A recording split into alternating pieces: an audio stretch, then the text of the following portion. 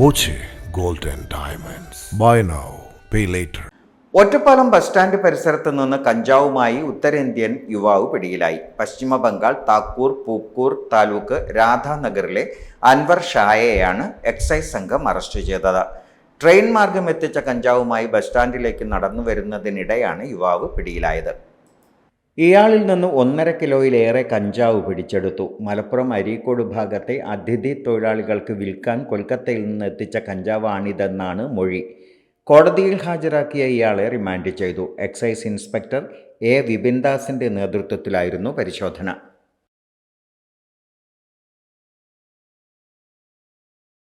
Time kids pre school, Mannannur road, Vaniyamkulam. Dot view news. കാഴ്ചകളാണ് ലോകം, കണ്ടു തുടങ്ങുക.